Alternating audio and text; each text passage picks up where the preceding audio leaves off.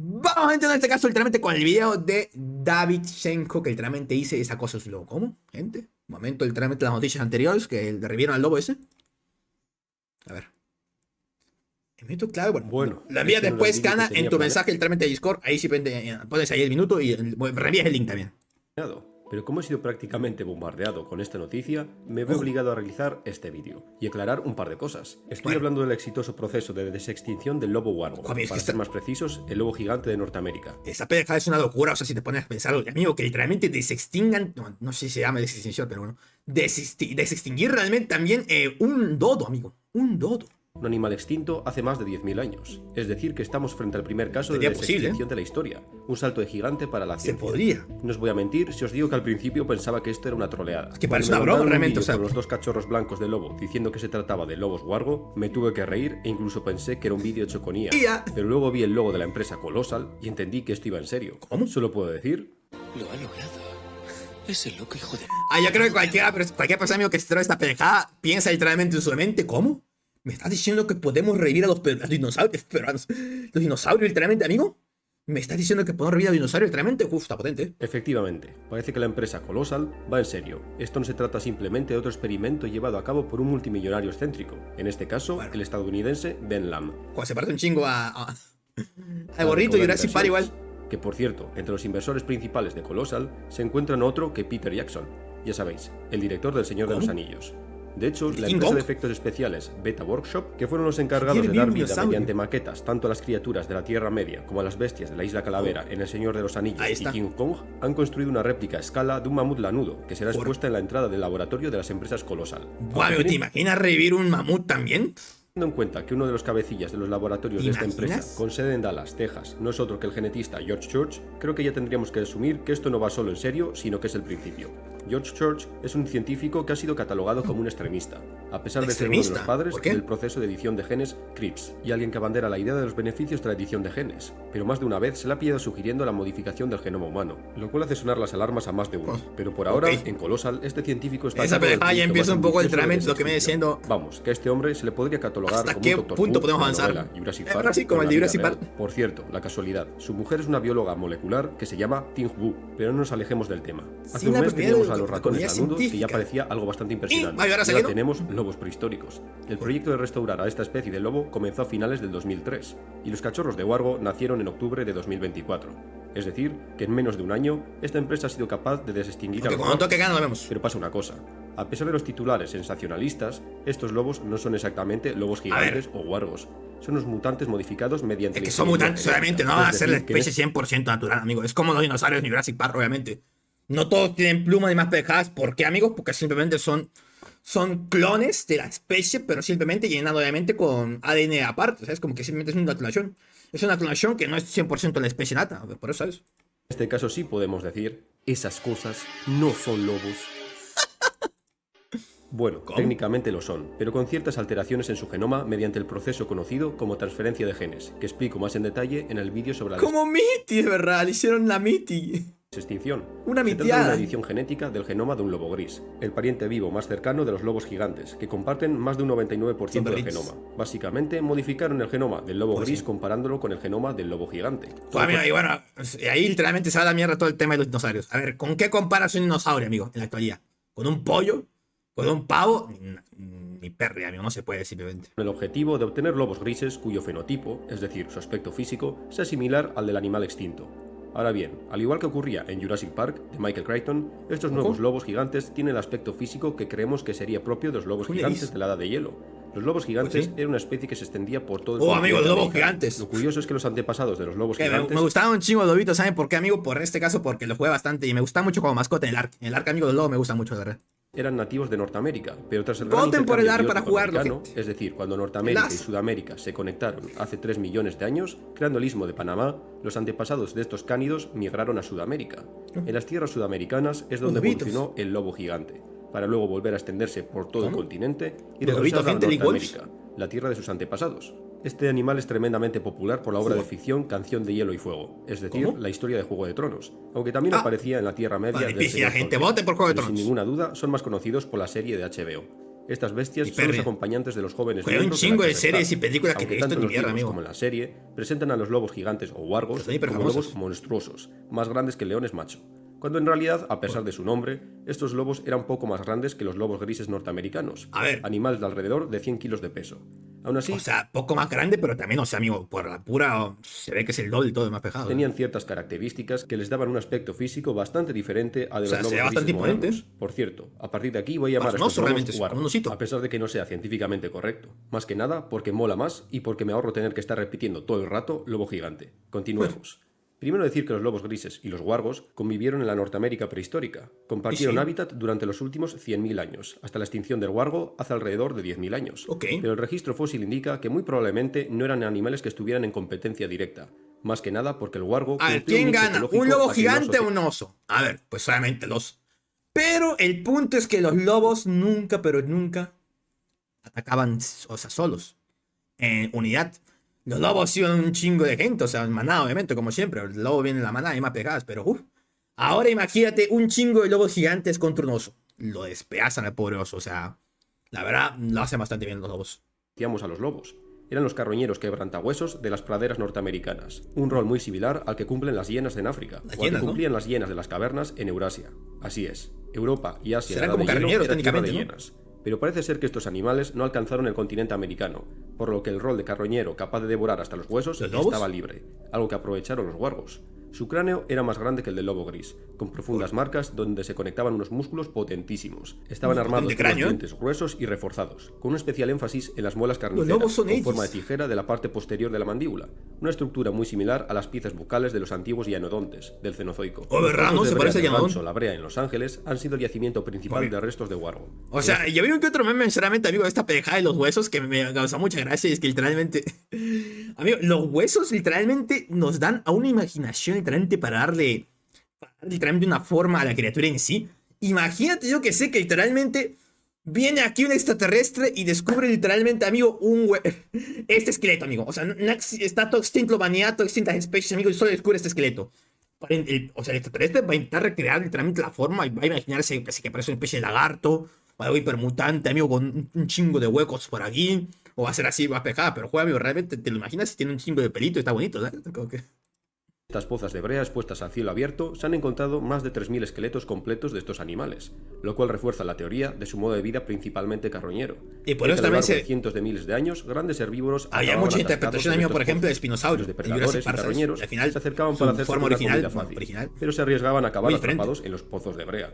Así muchos lobos wargos acabaron siendo víctimas de los pozos que conservaron sus restos perfectamente. Es gracias a estos esqueletos completos extraídos de la brea que nuestro conocimiento sobre la megafauna de Norteamérica es muy preciso si la comparamos con la megafauna de gran parte de ADN. Los wargos caminaron por las praderas de Norteamérica por casi 2 millones de años y desaparecieron hace aproximadamente 13.000 años. Aunque puede que grupos aislados sobreviviesen hasta hace unos 4.000 años en regiones aisladas de Norteamérica. El motivo de la extinción de esta especie es todavía motivo de discusión, pero muy probablemente fue una combinación de cambio climático debido al final de la edad de hielo y desaparición de los grandes herbívoros de Norteamérica, que constituían su presa principal, o mejor dicho, la carroña principal de estos animales. La caza excesiva por parte de los primeros pobladores de América no es una teoría del todo aceptada, sobre todo teniendo en cuenta que el lobo gris con el que convivían y que compartía unas características físicas muy similares al wargo ha sobrevivido hasta nuestros días. Pero bueno, sabiendo al animal que nos enfrentamos, ahora toca analizar con detenimiento el proceso que han seguido de sus laboratorios de Colossal.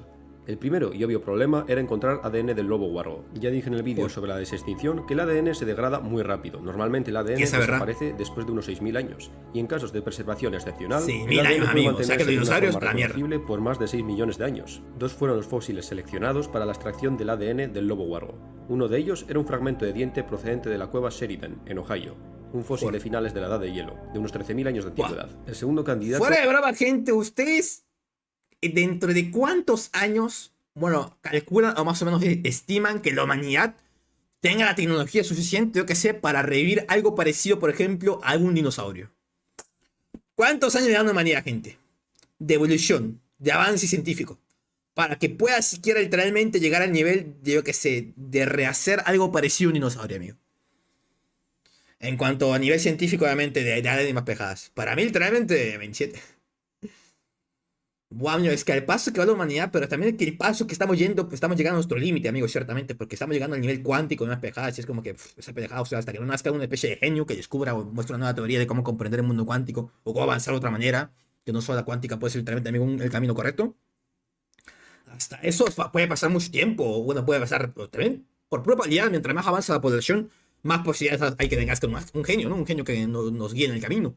Como lo hizo en este caso Albert Einstein, como lo hizo Newton, como lo hicieron un chingo de genios literalmente a nivel mundial, ¿sabes? Mira, yo sinceramente creo que literalmente para el 2100 veo posibilidad de que esté planteando algo parecido al tema de la clonación. Clonación, bueno, no del ser humano, pero sí de especies antiguas, amigo. A lo mejor nivel dinosaurio, pues no creo, pero sí puedo algo, yo que sé, por ejemplo, no sé... Mamut, no, mamuts no. Pues sí, dinosaurio, ¿no? Realmente, dinosaurio.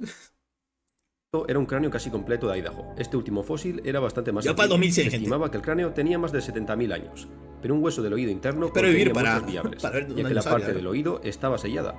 Las células de esta región están densamente compactadas, una disposición que inhibe la entrada de hongos y microorganismos que podrían destruir el ADN. Mediante las muestras de estos gracias a eso por la esperanza para saber que no un genoma parcial del lobo huargo, alrededor del 91% del genoma. Los científicos de Colossal compararon entonces el ADN de los lobos huargo con secuencias de ADN de líneas celulares del lobo gris. Como hemos mencionado antes, el lobo gris es el pariente más cercano del lobo huargo. Comparten el 99,5% de su ADN. Si un gen tiene una función en el lobo gris, es muy probable que el mismo gen tenga un efecto parecido en el ADN del lobo huargo. El objetivo de los científicos era alterar el genoma del lobo gris para que la criatura resultante se pareciera lo más a un lobo huargo, principalmente más grande, con una cabeza más gruesa y un pelaje esponjoso y claro. Más grande. Porque mediante el análisis del código genético del huargo, los científicos de Colossal determinaron que la pigmentación de los huargos era muy clara, aunque en ningún momento aseguran al 100% que fuese blanca, así que me temo que los científicos de la empresa tomaron la decisión más comercial. Bueno, blanca, ¿no? Huargos de laboratorio blancos porque así se parecen al lobo huargo de Jon Nieve en Juego de Tronos, el mítico protector del señor de Invernalia, Fantasma. Si tal es el motivo, he de decir que es una decisión bastante irresponsable, ya que el gen del pelaje blanco en los lobos puede tener conexión con la ceguera, aunque Lam, el CEO de Colossal, añade que en vez de utilizar el gen original que producía el color del pelaje en los huargos, editaron genes que son conocidos por proporcionar el pelaje blanco en perros. En total, los científicos de Colossal realizaron 20 ediciones en el genoma del lobo gris, con el objetivo de crear huargos. Es que la gente, 100% hay mucha gente que se cree que literalmente no, lo revivieron, desextinguieron literalmente una especie en general. Y no, amigos, simplemente estamos... O sea, la gente precisamente no es como que diga magia, pum, ya está. Al cubo y sale aquí literalmente desextinto, ¿no, amigos? Es simplemente una especie de clonación llenando literalmente el código genético con más cosas y más pegadas. Como que... Bueno, jugando a ser Dios, prácticamente están jugando a ser Dios, o sea, reviviendo como que... Intentando jugando y metiendo cositas y diciendo, mira, esto va a ser así, ahora sí. Y ya está, toma dinosaurio. Toma tu jirafa con 4 cabezas. Los genes en específico que fueron editados se mantienen en secreto. Desde Colossal comentan que es información privada de la compañía y hasta las cadenas que forman los seres vivos van a tener derechos de autor. A mediados del 2024 ya fueron capaces de empezar a cultivar miles de muestras celulares con este genoma alterado. Varias líneas celulares dejaron de crecer, quizá porque el proceso de modificación de ADN, CRISP, había eliminado por error un fragmento de ADN o añadido código en lugar equivocado, o porque las líneas celulares presentaban otros defectos, o simplemente porque no eran suficientemente vigorosas como para seguir dividiéndose. Esto no es tan simple como construir un puzzle. O bueno, técnicamente puede que lo sea. Solo que se trata de un puzzle gigantesco con piezas que se han perdido a lo largo de los años. No tenemos tanta tecnología en este punto, amigo. Puzzles que no encajan en esto. Para que sea un puzzle fácil. Las células que prosperaron insertaron sus núcleos con el genoma editado en óvulos de un ser modificado. ADN ya explicar el pibe antes. Una clonación de toda la vida. Se colocaron 45 embriones en 2 perras. No utilizaron lobas porque la cría de perros se comprende bastante mejor que la de los lobos. De todos los embriones, solo 2 prosperaron. Entre las preocupaciones de los científicos, la principal era que puede que los cachorros gestándose en el interior de estas perras fuesen demasiado grandes. Estamos hablando de cachorros de huargo, es decir, de unos animales bastante grandes. Al final parece ser que no hubo complicaciones y que los partos fueron sin cesárea. En el parto se confirmó que efectivamente los cachorros eran más grandes de lo normal. Uno de ellos pesaba el doble que un lobo gris al nacer y tenían la cabeza inusualmente robusta, por no hablar de su color blanco, en vez de negros, como es el caso de los cachorros de lobo gris. El veterinario que asistía al parto al cogerlos con sus manos exclamó: Tengo en mis brazos a los primeros cachorros del lobo huargo en unos 12.000 años. Durante los primeros días los cachorros fueron amamantados por sus madres, pero desde Colossal se dieron cuenta que la leche de las madres no podía saciar los requerimientos. Habrá que ver en un par de meses, amigo, cómo crece y si no hay alguna estabilidad literalmente, amigo, de su... rica en grasa. Es por ello que se les comenzó a amamantar con biberón. Por cierto, los cachorros machos fueron bautizados como Rómulo y Remo, como los dos fundadores mitológicos de la ciudad de Roma. No sé a quién se le ocurrió llamarlos así, pero si se trata de un empleado de laboratorio, deben subirle el sueldo. Hubo un tercer cachorro que fue producido más tarde. En este caso, una hembra que fue bautizada como Khaleesi, como la princesa Targaryen de pelo platino de Juego de Tronos. El caso es que Rómulo y Remo ya tienen 5 meses de edad, y un tamaño considerable. Nació otra, pero la mataron, la comieron, ¿te imaginas? Pesando alrededor de los 40 kilos, pero todavía les falta margen de crecimiento para llegar a los 100 considerable, pesando alrededor de Juego de Tronos. El caso es que Rómulo y Remo ya tienen 5 meses de edad, y un tamaño considerable, pesando alrededor de los 40 kilos. Aquí tienen 5 meses y ya pesan 40 kilos, ojo, De aquí a un par de años, amigo, cuidado, puede tener ahí literalmente un... Supongo que recién se dan, o sea, por estudios de más pecadas, decidieron revelar en este caso la información hace poco, literalmente, del tema de los cachorritos, ¿sabes? Y no quiere revelar porque es confidencial de más pecadas, ¿sabes? Porque esto es, amigo, súper importante. Pero todavía les falta margen de crecimiento para llegar a los 100 kilos que en teoría deberían alcanzar. 100 kilos de lobo, amigo. 100 kilos de puro lobo. Los hermanos corren y juegan juntos en un terreno bajo constante vigilancia. A pesar de compartir un mismo genoma, es decir... O sea, imagínate, yo que sé, a ver, no sé si realmente pasaba, pero las civilizaciones antiguas, amigo, literalmente, pues miran, hace 12.000 años, algo así, amigo, no sé. Que estaban los neandertales, algo ahí por ahí, no me acuerdo sinceramente. Los sapiens, ya había sapiens por ahí, no me acuerdo. Pero si imagínate, amigo, literalmente las civilizaciones antiguas comiendo con otros lobos de 100 kilos, amigo. Manadas. Manada de 100 kilos, amigo. Clones, cada uno tiene una personalidad diferente. Rómulo es más dominante y atrevido, mientras que Remo es más tímido y asustadizo. Los 3 lobos huargos creados, más otros 5 que la empresa tiene planeado crear, se mantendrán en una... Esto perfectamente puede ser una historia potente o hasta película, o hasta un anime, amigo, ¿te imaginas ahí? Los 2 hermanos que renacieron de las cenizas.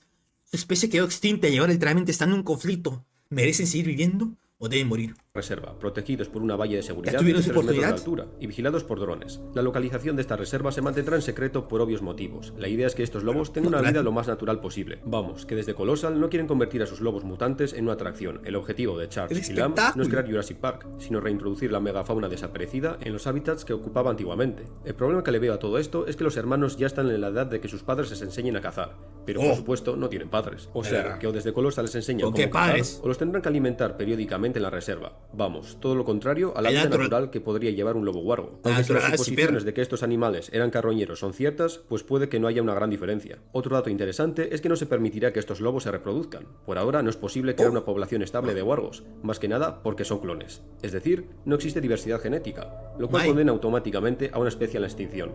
De hecho, es muy probable que muchas de las posibilidad, amigo, literalmente de subir con ese momento. Precisamente por este mismo motivo. El último rinoceronte lanudo no fue abatido por una lanza humana, sino que debido al cambio de su hábitat en los finales de la Edad de Hielo y la presión de la caza humana, cada vez había menos diversidad genética. Cada vez nacían menos crías, y las crías que nacían podían ser portadoras de enfermedades genéticas debido a la consanguinidad. Es que es eso, amigo, mientras menos población hay, literalmente menos diversidad hay, y literalmente más te vas. Te vas a la mierda más rápido, amigo. Es decir, un cuello de botella genético. Imagínate que solo quedan 2 seres humanos y 2 seres humanos tienen literalmente enfermedades, yo que sé. Ambos tuvieron antecesores que literalmente tuvieron enfermedades venéreas. Enfermedades, yo que sé, sexuales o algo así, más pegadas. Como que ya está, se fueron a la mierda, ¿no? Se acabó. Van a morir pronto todos, los hijos también. Se transmite por familia, hasta se acabó. Nuestros primos los neandertales sufrieron un destino idéntico al del resto de la megafauna de la Edad de Hielo. Cada vez hasta que ya no era factible que la especie continuase. Así que si los ingenieros genéticos piensan crear poblaciones estables de estos animales mutantes, van a tener que ingeniárselas para alterar un abanico muy amplio. Ya mataron la alerta de Special Gucci. Una pena. Algo que es posible, pero que les va a dar muchos rompederos de cabeza. Pero los lobos huargos son solo el principio. La empresa Colossal no se centra en una única especie. Podríamos decir que estos laboratorios funcionan por proyectos. Por ahora se ha confirmado que están trabajando en otros 3 animales extintos. 3 animales que, según el CEO de Colossal, el señor Lam, forman parte de la llamada megafauna carismática. El dodo. Por un lado, el tigre marsupial, o tilacino, un animal que se extinguió hace apenas 100 años. La verdad, amigo, qué feo que es. O sea, no sé ustedes cómo lo ven, pero amigo, qué feo que es. Muy como que delgadito, con un culo muy chiquito, o sea, no sé. Y estas niñas no me gustan para nada, no sé, se ve muy feo la verdad el tío. Por otro lado, el dodo desapareció. ¡El dodo, amigo! ¡El mítico dodo! Joder, amigo, el dodo. Está potente. En las Islas Mauricio en el siglo XVII Y por último, el proyecto más ambicioso y el sueño del genetista. Joder, amigo, es que los mamuts, o sea, yo te puedo entender el dodo, hasta te puedo entender literalmente el otro tigre, pero los mamuts, amigo, o sea, los mamuts literalmente se extinguieron por la casa y por también el ambiente y demás pendejadas. Pero joder, amigo, o sea, ¿dónde van a ver los mamuts? Ahora, ¿dónde van a vivir? En la Antártida y demás pendejadas, que no tienen simplemente espacio con el tema del calentamiento global, las temperaturas y más pendejadas. O sea, los mamuts no van a tener, no va a tener vida. No va a tener simplemente un ambiente seguro para ellos, que si es que lo logran, si es que lo logran. O sea, a ver, estoy hablando como si lo hubiera logrado y más pendejadas, pero es que lo logran. El ambiente en sí, un ecosistema para el cual puedan sobrevivir y puedan literalmente mejorar o avanzar, no sé. Revivir al titán de la tundra, el mamut lanudo. El proceso de desextinción de estos 3 animales será muy similar al llevado a cabo con el huargo. Comparar el ADN del animal extinto con el de su pariente vivo más cercano y comenzar a realizar cambios como si elefantes todo el día en la calle, Lexo, ¿no? Para influenciar su fenotipo. A no ser que viaje a la selva. Tengamos animales que se parecen mucho a sus contrapartes extintos. En el caso del tigre marsupial, su pariente vivo más cercano es el numbat, un pequeño marsupial insectívoro. En el caso del dodo, los científicos tendrán que centrarse en la paloma nicobar, que por cierto es una paloma bastante chula. Y ¿está diciendo que Perú estará repleto de dodos en no muy poco tiempo? En el caso de los mamuts, su pariente vivo más cercano no es otro que el elefante asiático. Además de ser una curiosidad, estos 3 animales en concreto desempeñaron en el pasado un papel valioso en la naturaleza, y su ausencia en sus respectivos ecosistemas provocó un desbarajuste. Devolver a estos animales desaparecidos a sus ecosistemas originales contribuiría a restablecer el equilibrio de sus hábitats. Este es el plan de la empresa colosa, reintroducción de especies extintas en sus ecosistemas. No os esperéis un Pleistocene Park. Pero por ahora estos animales de laboratorio no pueden ser considerados como los originales. Es por ello que muchos comentan que no se puede catalogar esto como una desextinción real. Ahora sí, nuestro Dr. Wu de la vida real, el Dr. Church, aún espera en que llegue el día en que se pueda sintetizar el genoma completo de un animal extinto. Básicamente, ensamblar una a una todas las bases nitrogenadas del genoma de una especie extinta. Hay esperanza. Como si fuese un Lego. Church cree que es técnicamente posible. Como no, todo esto de la desextinción de los wargos ha vuelto a desenterrar la polémica. Hay quienes comentan que esto abre las puertas a crear engendros de diseño solo por el simple hecho de que es posible hacerlo. Aquí viene la pregunta, gente. Guau, los pulos. Aquí viene la pregunta. ¿El fin justifica los medios, gente?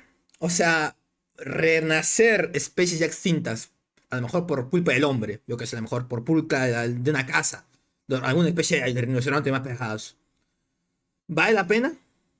¿Vale la pena, gente? O sea, que la ciencia llegue a esos niveles literalmente de jugar a ser Dios. ¿Vale la pena? También debemos considerar que existe el peligro de crear un superorganismo, ya sea animal, vegetal... Dios, es verdad, amigo, como en Jurassic World, ¿no? El Indominus Rex, amigo. De crear literalmente un superorganismo que destroce todo. Que es prácticamente intocable para el resto del ecosistema. Que literalmente, amigo, o sea, porque, amigo, ten en cuenta una cosa, ten en cuenta una cosa. Esto es muy turbio, amigo, pero realmente es cierto. La naturaleza en sí nos ha llevado hasta este punto por algo, o sea, literalmente porque ha sido un cambio constante. Y bueno, literalmente hay constantes cambios, en este caso en el ecosistema de pejadas, pero todo es por algo, amigo. Ahora, si los humanos están trayendo cosas antiguas, o sea, cosas antiguas literalmente fuera y que ya van en contra de la naturaleza, si esa cosa sale de control, ¿cómo mierda la naturaleza puede estabilizar todo? Porque ya lo hizo antes y ya ha avanzado, o sea, literalmente no está en sus manos estabilizarlo. O sea, yo que sé, si trae un virus, la naturaleza en este caso, yo que sé, a lo mejor no puede hacer nada para estabilizarlo simplemente, y es como que lo fue a la mierda. No fue a la mierda simplemente, amigos, ya está. Como un hongo que crece si los humanos pierden el mundo, infectando todo el material orgánico a su paso, o una rata con un metabolismo altísimo, que puede arrasar con plantaciones enteras en un abrir y cerrar de ojos. Yo por mi parte tengo una perspectiva bastante optimista hacia la alteración genética. Bueno, supongo que lo cuidará bastante, ¿no? Obviamente. También tengo que decir que esta perspectiva es por pura necesidad, porque os voy a desvelar un dato que os dará mucho en qué pensar. No es solo que la biodiversidad esté en caída libre desde el año 1900, es decir, el número de especies está disminuyendo. Cuidado. Sino que en los últimos 50 años, el tamaño promedio de las poblaciones silvestres ha disminuido un 73%. ¡Joder! Esto quiere decir cada vez menos animales silvestres en tierra, mar y aire. Hay cada vez menos animales en todo el mundo en general. En conclusión, algo muy similar a lo que hemos comentado que le ocurrió a la megafauna de la Edad de Hielo. Cada vez menos individuos se traduce en menos diversidad genética, lo que es una receta perfecta. Y sabemos a dónde irá para esta pejada, ¿no? O sea, menos diversidad genética, más muerte constantemente en los años. O sea que literalmente, tarde o temprano, la mayoría de especies entrarán en extinción pues, por pura naturaleza, porque no hay diversidad genética simplemente. Para un desastre ecológico. Es por ello que muchos apuntan a que estamos en camino a la sexta extinción masiva. Es decir, o que nos vamos al garete o a un futuro desolado al estilo Blade Runner. Esto no es alarmismo, son datos. Así que puede que en muchos casos la bioingeniería y la manipulación de genes sea una solución factible para evitar este evento de extinción.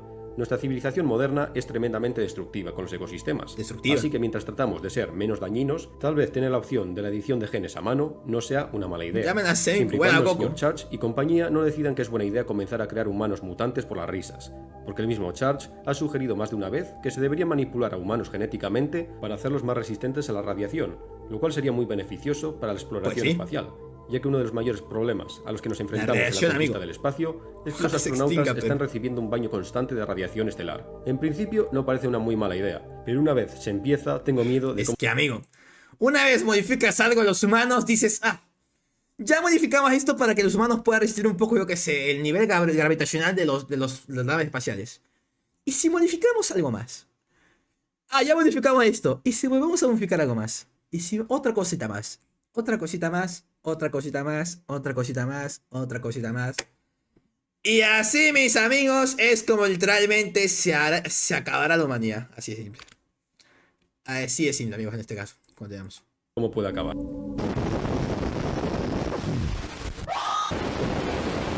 ¡Basta el Scream! ¡Qué mierda el pie! ¡No me asustes, Davidchito! ¿Qué mierda es esto, amigo? ¿De dónde sacan las imágenes?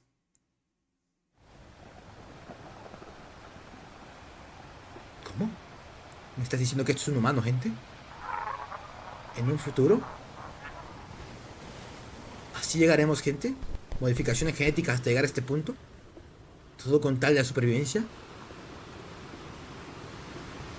Así que, gente, sin más que decir, hasta aquí el video del Davidchenko. Sin más que decir, buen video como siempre, amigo. La verdad, este pie, amigo, me gusta sobre todo su narración, amigo. Su narración, la banda sonora que le pone el pie y sobre todo si tiene una buena voz, amigo. Y buena voz, realmente me gusta bastante. Me gusta mucho su video del pie, así que bueno. Sin más que decir, hasta aquí el video del pie.